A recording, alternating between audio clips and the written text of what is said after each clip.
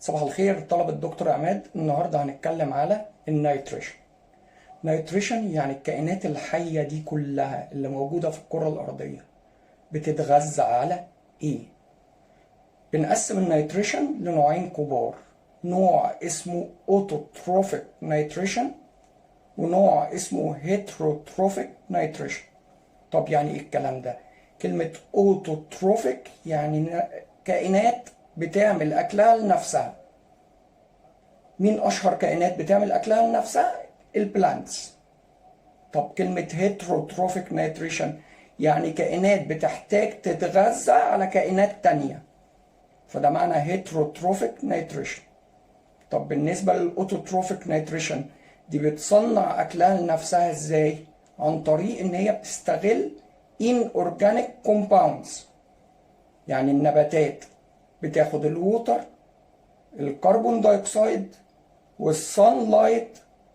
فالووتر والكربون دايوكسيد بنقول عليهم ايه؟ simple inorganic compounds. من خلال بروسيس اسمها الفوتوسينثيسيس النباتات دي تبتدي تصنع اورجانيك كومباوند زي الكربوهيدرات. يبقى النباتات بتعمل حاجه اسمها اوتوتروفيك نيتريشن، يعني تعمل its own food، مش محتاجه تتغذى على كائنات تانية.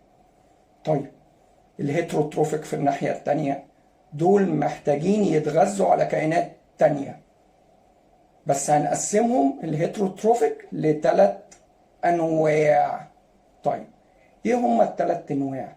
اول نوع بنقول عليهم هولوزويك، تاني نوع بنقول عليهم بارازايتس، تالت نوع بنقول عليهم سابروفايتس. نفهم نوع نوع. كلمة هولوزويك يعني بيتغذوا لا اما على نباتات لا اما على حيوانات لا اما على الاتنين. يبقى الهولوزويك بيتغذوا على حاجة لا اما حيوانات لا اما نباتات لا اما حيوانات ونباتات. الهولوزويك لوحده تحتيه ثلاث انواع. حاجه اسمها هيربيفورز، كلمه هيرب يعني نبات، فورز اكلات النباتات. زي ايه بياكل نباتات؟ كل انواع الماشيه، كل الفارم انيمالز، الغزلان، كل الحيوانات اللي بتاكل نباتات بقول عليها هيربي فورز. عندي بقى كارني فورز، كارني اللي هم بيتغذوا على اللحوم زي ايه؟ الاسود، النمور. عندي بقى النوع الثالث اومني فورز زي الهيومن، بياكل نباتات وحيوانات مش عاتقين. طيب دولت اللي اسمهم ايه؟ هولوزويك اورجانيزمز. عندي بقى النوع الثاني بارازايتس. كلمة بارازايت يعني كائن رخم عايش على قفا كائن حي تاني،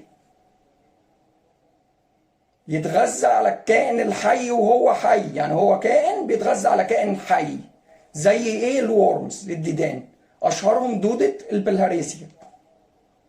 زي ايه تاني بقى؟ والاكزامبل ده مهم قوي وبيتسأل فيه، نوع من النباتات اسمه اوروبانكي بلانت. طب ليه ده مهم؟ كتير مننا اول ما يشوف كلمة بلانت في السؤال يبتدي يدور في الاجابات على فوتوسينثيسيس، لكن لا، الاوروبانكي بلانت ما بيعملش فوتوسينثيسيس. امال عايش ازاي؟ ده بارازايت، يروح يلف على نباتات تانية بتعمل فوتوسينثيسيس وياخد الكربوهيدرات جاهزة، يسحب منها الجلوكوز جاهز، مش عايز يوجع دماغه. يبقى اول ما اشوف اوروبانكي بلانت ده هيتروتروفيك. نوعه ايه؟ بارازايت. طيب النوع الثالث سابرو فايتس، دي الكائنات المعفنه او المترممه. دي بتعيش على ايه؟ الجثث. بتعيش على كائنات لكنها كائنات ميته، زي انواع كتير من البكتيريا، انواع كتير من الفنجاي. والسابروفايتس دي مهمه جدا لانها بتخلصنا من الجثث. نتخيل كده مفيش سابروفايتس، كان زمان الجثث من بدايه الكون كلها متراكمه محدش بيتخلص منها. اوكي؟ طيب احنا محتاجين نتكلم على الاوتوتروفيك نيتريشن. بمعنى اصح احنا عايزين نتكلم على البلانتس، عايزين نتكلم على بروسيس مهمه قوي اسمها الفوتوسينثيسيس. طيب هو ايه اللي بيحصل في الفوتوسينثيسيس بروسيس اللي النباتات بتعملها؟ عندي ايكويشن مهمة قوي لازم اكون حافظها، صم، لان دي لو انا حافظها هلاقي الدنيا اسهل بكتير. في عملية الفوتوسينثيسيس النباتات بتحتاج sunlight، بتحتاج كربون دايوكسيد، بتحتاج ووتر. يبقى النبات محتاج كام حاجة؟ 3 حاجات: sunlight، كربون دايوكسيد، ووتر. يعمل البروسيس بتاعت الفوتوسينثيسيس ويطلع لي جلوكوز، يطلع لي اكسجين، يطلع لي ووتر برضه. يبقى عندي 3 حاجات داخله و3 حاجات طالعه. خلينا في الحاجات الداخله. عايزين نشوف السانلايت ازاي النبات بيستغله، عايزين نشوف الووتر ازاي النبات بيعمل له ابسوربشن، عايزين نشوف كربون دايوكسيد النبات بيعمل فيه ايه. يبقى هنقسم الموضوع ده لدرسين مهمين قوي. اول درس هشوف الووتر دي بتدخل جوه البلانت ازاي، عن طريق اني ميكانيزمز. تاني درس هشرح الميكانيزم بقى بتاعت البروسيس نفسها بتاع الفوتو سينثيسيس. فلو جيت سألتك هو اي نبات بياخد الووتر، او الووتر ده بيدخل جواه ازاي؟ شايفك ايوه بتقول لي عن طريق الروت، بس عن طريق الروت وتسقط كده، ده الكلام بتاع 5 ابتدائي. انا عايز تفاصيل اكتر، عايز اعرف الطريقه بقى. فعندنا عنوان كبير قوي اسمه absorption of water and salts.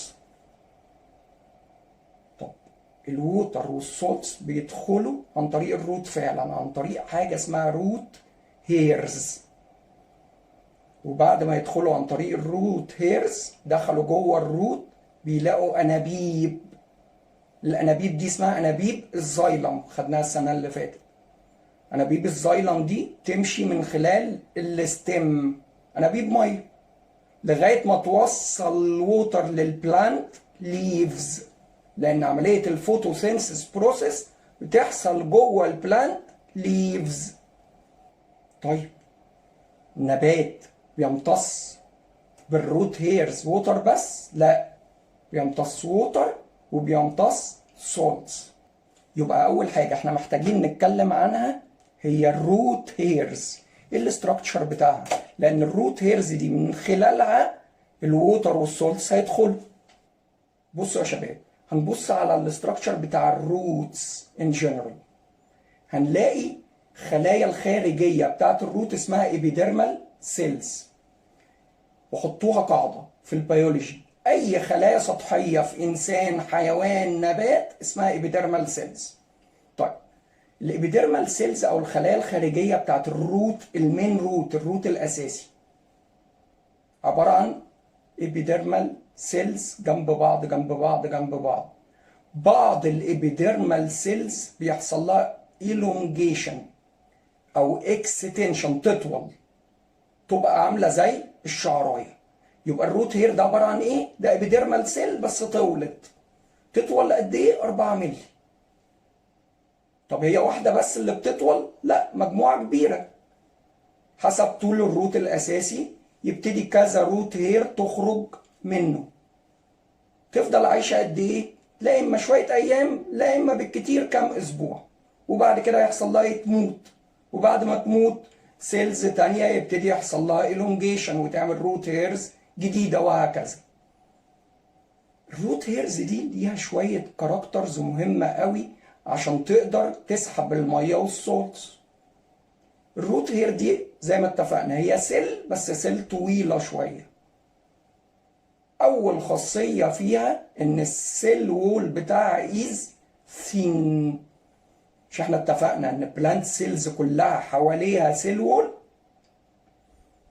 وخلي بالنا البلانت سيلز غير الانيمال سيلز. البلانت سيلز حواليها سورين، سور اسمه السيل وول، وسور من جوه اسمه السيل ممبرين. طب الانيمال سيلز حواليها سور واحد اسمه سيل ممبرين. يبقى الووتر والسولتس عشان يدخلوا بيحتاجوا يعدوا السورين. يعدوا من السيل وول وبعد كده يعدوا من السيل ممبرين. يبقى الروت هير السيل وول بتاع إذا ثين سيل وول عشان يقدر يعدي الووتر والسولتس. طب هل الروت هيرز عندها خواص تانية؟ قال لك لارج ان نمبر، وفي البايو اي حاجة عددها بيبقى كتير عشان ازود السيرفيس اريا بتاعت الابسوربشن.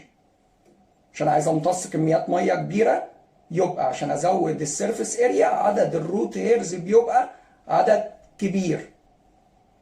تالت خاصية، الروت هيرز دي بتطلع فيسكاس ماتيريال عليها من بره كده حاجة زي ايه؟ الصمغ. طب ليه؟ الفيسكاس ماتيريال ديت تساعدها ان هي تخترق السويل وتساعد البلانت فيسكاس، فبتلزق تساعد البلانت ان هو يعمل فيكسيشن في السويل، يتثبت في السويل. طيب في خاصية بقى تاني مهمة هدي عليها فكرة سريعة وبعد كده هنشرحها بالتفصيل. كل البلانت سيلز بيبقى جواها حاجة اسمها فاكيولز. ايه الفاكيول دوت؟ اكنه كيس جوه كل بلانت سيل. الروت هيرز جواها فاكيولز كبيرة جدا. الكيس اللي جوه الروت هير كبير جدا، نتخيلها بالونة كده جوه الروت هير، بس بالونة مليانة مية. طب هي جواها مية بس؟ لا، مية بسكر دايب فيها. طب كمية السكر اللي دايبة فيها كبيرة جدا، فنقول ان الساب vacuoles of root hairs contain concentrated solution. يعني المحلول اللي جوه الساب فاكيول بتاع الروت هير ده محلول مركز. والموضوع ده مهم جدا، ده اللي هيخلي الروت هير قادر يمتص او يابسورب ووتر باي اوزموزيس.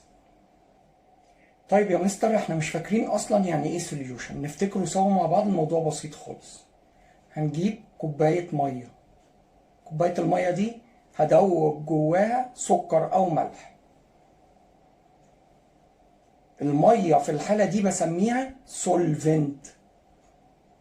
طب السكر اللي دايب او الملح الدايبين بسميه سوليوت.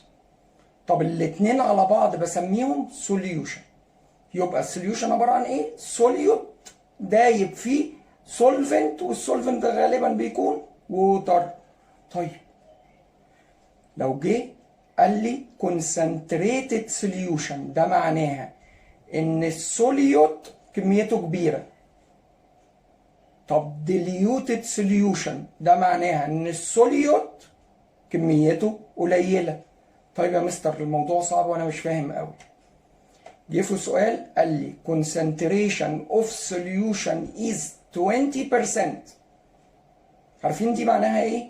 معناها ان الكونسنتريشن بتاع السوليوت 20% والكونسنتريشن بتاع الوتر الباقي 80%. طب جه قال لي concentration of solution is 70%. ده معناها ان السوليوت اللي هو الجلوكوز مثلا تركيزه 70%، والووتر في الحالة دي تركيزها 30%، وهكذا بقى. طب جه قال لي بيور ووتر، بيور ووتر يبقى السوليوت 0%، طب الووتر 100%، وهكذا. عشان لما يجي لي سؤال في الحاجات دي اهم حاجة في الاول بحسب تركيز المية قد ايه، وهقول ليه طبعا بعد كده. طيب اول عنوان بقى مهم ولازم بيجي فيه سؤال، هو ايه الميكانيزمز بتاعه الووتر والسولت ابسوربشن؟ انت قلت لنا يا مستر بيدخلوا من الروت هير على الزايلم فيزلز وبعد كده يبتدوا يطلعوا لغايه ما يوصلوا للليفز. بانهي ميكانيزمز؟ هناخد الووتر بتدخل ازاي لوحدها والسولتس بتدخل ازاي لوحدها، وما اخلطش ده مع ده. اول ما الاقي في سؤالي يا شباب ووتر ابسوربشن يركبني عفريتين، عفريت اسمه اوزموتيك بريشر او اوزموزيس، وعفريت التاني اسمه امبيبيشن. يبقى الووتر ابسوربشن في النبات عن طريق تو ميكانيزمز بيحصلوا، الاثنين بيحصلوا في نفس الوقت.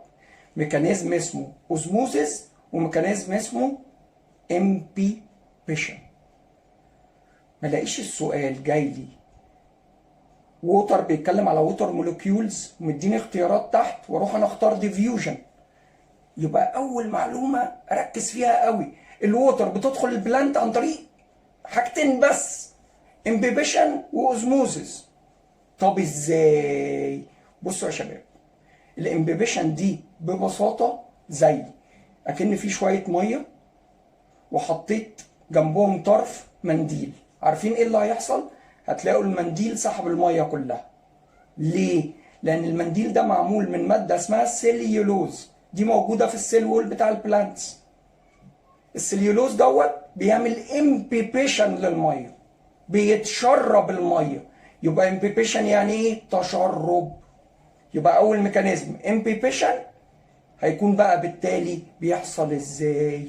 مش الروت هير دي كان قلنا دي سيل بس حصل لها الونجيشن حواليها سيل وول، يبقى السيل وول معمول من السليولوز اللي هيعمل امبيبيشن للميه.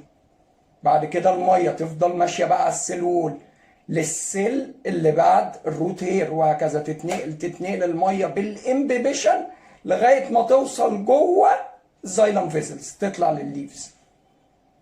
يبقى ده اول ميكانيزم. الميكانيزم التاني وده الاهم، الاوزموزيس. هقول الديفينيشن ونركز فيه قوي، من خلال الديفينيشن هنفهم يعني ايه. Osmosis is the movement of water molecules from an area of high concentration of water، الاريا اللي فيها ووتر كتير، to area of low concentration of water through semi-permeable membrane. يعني ايه الكلام ده يا شباب؟ يعني انا عندي السويل بتكون مليانه ميه فعندها هاي كونسنتريشن اوف ووتر. طب الروت هير، فاكرين الروت هير؟ قلنا ده كونسنتريتد سوليوشن، يعني سوليوشن مليان سوليوت، يعني في ميه قليله. يبقى الووتر في السويل عالي والووتر اللي موجود في الروت هير قليل، يبقى الووتر يتحرك بالاوزموزيس من السويل يدخل جوه الروت هير ثرو سيمي بيرميابل ممبرين، والسيمي بيرميابل ممبرين اسمه بلازما ممبرين. هتقول لي طب والسيل وول؟ السيل وول كده كده بيعدي اي حاجه، لكن مين السيمي بيرميابل ممبرين في الوضع ده؟ هو البلازما ممبرين. طيب ناخد اكزامبل عشان نفهم اكتر.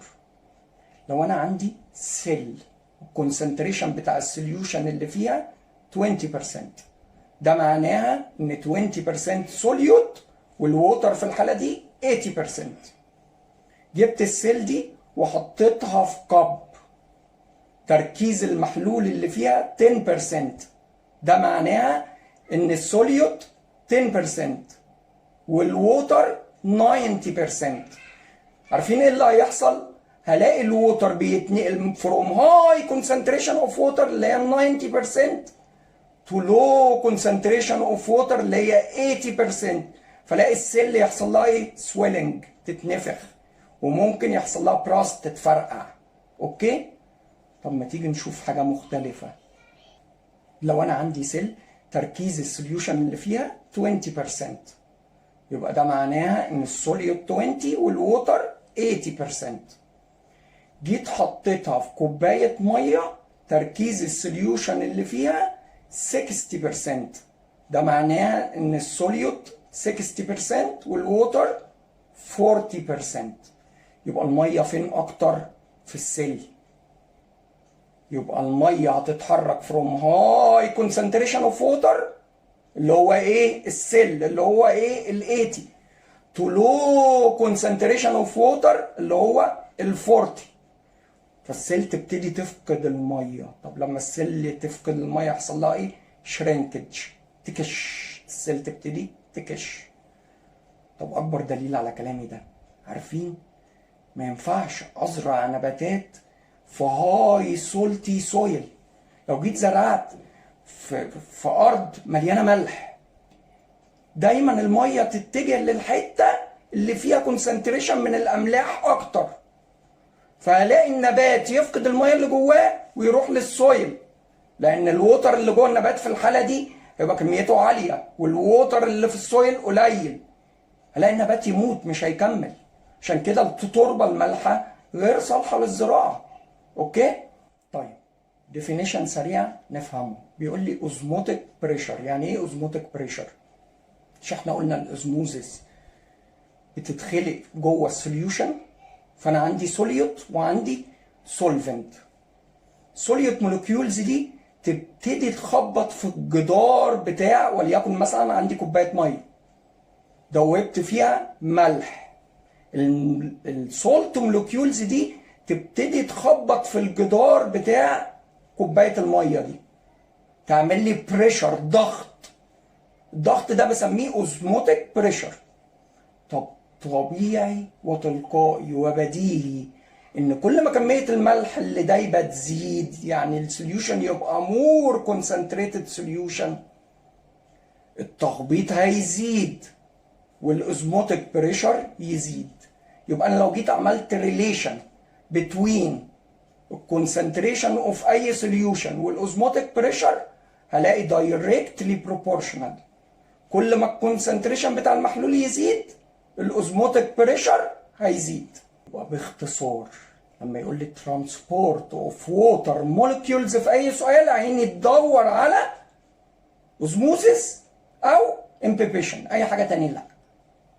طيب ده اول عنوان. تاني عنوان ميكانيزم اوف سولتس ابسوربشن. هو السولت اللي موجوده في السويل دي بتدخل للبلانت ازاي؟ احنا قلنا في الووتر بيركبني عفريتين، هنا هيركبني 3 عفاريت. العفريت الاول اسمه ديفيوجن، العفريت الثاني اسمه اكتيف ترانسبورت، العفريت الثالث اسمه سيلكتيف بيرميابيليتي. يبقى اول ما اشوف حركه سولت دماغي هتروح لل3 دول. طب هختار انهي واحد في الاجابه؟ نفهم. بصوا يا شباب، ديفيوجن اول ميكانيزم للسولت ابسوربشن عن طريق الديفيوجن. هقول الديفينيشن برضه. It's a movement of salt molecules from area of high concentration of salt to area of low concentration of salt. يبقى انا عمال اتكلم على ايه؟ سولت. جبت سيره ووتر؟ لا، عشان ما لخبطش. طب السولت كونسنتريشن بتبقى اعلى فين؟ في السويل، ده النورمال، ده اغلب النباتات، فكميه الاملاح اللي في السويل عاليه. طب كميه السولتس اللي في النبات اقل، فنلاقي يحصل ايه؟ ديفيوجن من السولتس الكتير للسولتس القليله، ودي عمليه ما بيحتاجش فيها النبات اي مجهود، يعني بتحصل تلقائي. يبقى دي اسمها process of diffusion، دي بتاعت سولتس. طب هل ممكن يحصل العكس؟ نبات يبقى مزروع في نوع من انواع السويل ما فيهاش سولتس كتير، السولتس اللي فيها قليله، والسولتس اللي في النبات اعلى. البروسيس دي اسمها ايه؟ اكتيف ترانسبورت. طب ايه اللي بيحصل فيها؟ ركزوا وهنلاقيها عكس الديفيوجن بالظبط. هنقول movement of salt molecules from area of low concentration، سبحان الله، to area of high concentration. طب ازاي؟ ده كده عكس الديفيوجن. تحصل ازاي؟ لازم النبات يدفع ايه؟ انرجي. تحصل تلقائي؟ مستحيل. النبات يبذل مجهود عشان ياخد من اللو كونسنتريشن. يبقى النبات يدفع انرجي. الانرجي في اي كائن حي بتكون على شكل ATP، اختصار ادينوزين تراي فوسفات، هبقى اشرحها بعد كده. يبقى النبات هيدفع ايه؟ هيدفع ATP عشان يحصل اكتيف ترانسبورت. يبقى البروسيس اوف اكتيف ترانسبورت بتحتاج انرجي. جه في سؤال وقال لي النبات دفع انرجي، طلع اي تي بي، يبقى هو عايز بيتكلم على اكتيف ترانسبورت، وهنشوف طبعا في الاختبارات الكلام ده. اشهر اكزامبل للاكتيف ترانسبورت نوع من الطحالب اسمه نيتيلا الجي. دي بتعيش فين؟ في سوامب ووتر، في مستنقعات. لقينا ان السوامب ووتر ديت كميه السولتس اللي فيها قليله، ورغم كده رغم ان السولتس قليله وفي الالجي اعلى، لكن الالجي بتسحب السولتس القليله دي، يبقى لازم تدفع ايه؟ انرجي. نبص على الجراف سوا، هنلاقي ان تركيز السولتس كلها صوديوم وبوتاسيوم وكالسيوم ومغنيسيوم وكلورين، تركيز السولتس دايما في الالجي اعلى، ورغم كده النبات برضو بيسحب سولتس اكتر، عمال يسحب عمال يسحب، بيسحب من القليل عن طريق الاكتيف ترانسبورت. طيب انت قلت لنا 3 عفاريت، ادي عفرتين، ديفيوجن وحاجه عكس الديفيوجن اسمها اكتيف ترانسبورت، وقلنا الديفيوجن ده بيحصل تلقائي، لكن الاكتيف ترانسبورت ده بيحتاج انرجي ان فورم اوف اي تي بي. عندي حاجه ثالثه اسمها سيلكتيف بيرميابيليتي. يعني ايه سيلكتيف بيرميابيليتي؟ يعني النبات بيختار السولتس اللي هو عايزها، بيدخل اللي على مزاجه اللي هو محتاجه. يبقى النبات بيدخل السولتس اللي هو محتاجها بس. طب مين عنده خاصية اللي يقدر يعمل سيلكتيف برميابيليتي؟ هل السيل وول؟ لا، السيل وول ده سداح مداح، يدخل ميه ويدخل سولتس. يعني هنلاقي السيل وول دوت جاست بس ايه، عامل ستراكشر لايه، شكل السيل. مين بقى اللي يحدد واكن عنده بوابات بسكيورتي؟ السيل ممبرين. السيل ممبرين يدخل السولتس اللي النبات محتاجها بس. وليكن نوع من النباتات بيحتاج للمغنيسيوم وبيحتاج للبوتاسيوم فقط، هنلاقي السولتس موجوده في السويل عايزه تدخل، هيلاقي مغنيسيوم هيقول له ادخل، هيلاقي بوتاسيوم هيقول له ادخل، هيلاقي كالسيوم هيقول له لا يا حبيبي خليك بره، انت مش هتدخل، انا مش عايزك. يبقى السلكتيف permeability بتحصل according to plant needs. سؤال مهم جدا. سلكتيف permeability بتحصل حسب احتياج النبات. هل حسب السايز بتاع المولكيول؟ لا. هل حسب التشارج؟ لا. هل حسب الشيب؟ لا. بلانت نيدز وهي اللي بتتحكم في سلكتيف permeability. طيب فاضل لي جزء صغير قوي. احنا عايزين نتكلم عموما بقى جنرال، موضوع كده صغير اسمه permeability. قال لك هنقسم كل الماتيريالز ل3 انواع في النبات، لا اما permeable، لا اما selective permeability اللي هي بنسميها semi permeable، لا اما impermeable. اول حاجه permeable بتعدي اي حاجه، بتعدي الووتر وبتعدي السولتس، لسه قايلينها، السيلول، السليولوز، بيعدي كل حاجه. طب سيلكتيف permeability زي السيل ممبرين، بيعمل ايه؟ السيل ممبرين ليه شويه خواص بنقول عليه سيمي بيرميابل. اولا هو بيعدي الميه فالووتر بتعدي، يجي عند اللارج مولكيولز زي الجلوكوز زي الامينو اسيدز زي اي لارج مولكيول مش هيعديه. طب يجي عند السولتس يعمل سيلكتيف بيرميابيليتي اللي لسه متكلمين عنها، يعدي اللي محتاجه بس البلانت. يبقى الاكزامبل اللي عندي سيل ممبرين او بلازما ممبرين، هي.